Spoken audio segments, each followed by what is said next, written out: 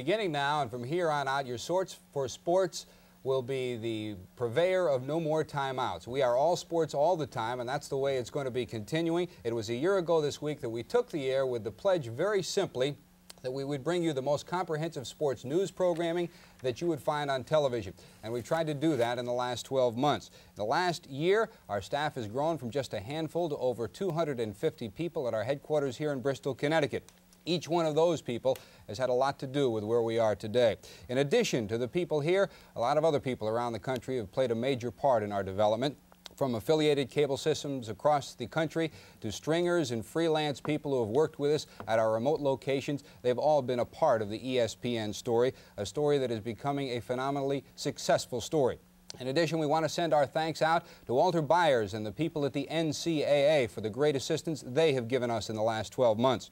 And lest we forget, our thanks goes out to our parent company, Getty Oil, Chairman of the Board, Sid Peterson, and the man who heads their Diversified Operations Division, Stuart Evie. All the people at Getty have been very warm and helpful over the past 12 months, and for us, it has been a fun 12 months, and the fun has just started, Sal.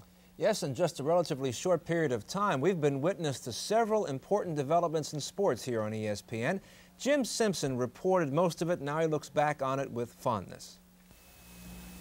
I got to be honest with you. A year ago, I didn't know what satellite television was all about. But in the space of 1 year, I have learned a lot here at ESPN.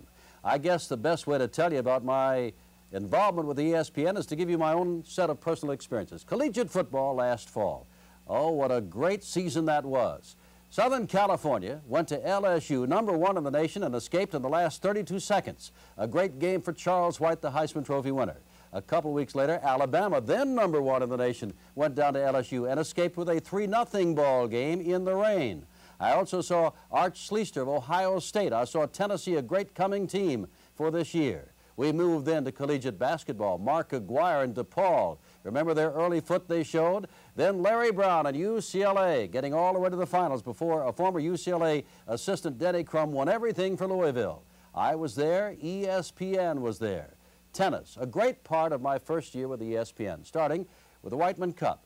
The American women defeated the British women 8 matches to none. The British women and men went into revolt, saying, nowhere in England is there any kind of training program they wouldn't compete again. Well, they'll compete again, but this year, in the Whiteman Cup, Martina Navratilova will play for the USA. What kind of mismatch is that going to be? The WCT.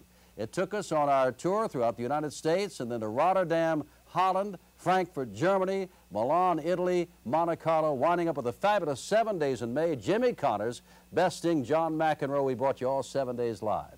That's just my first year. Can you imagine? I can't. What the future will bring?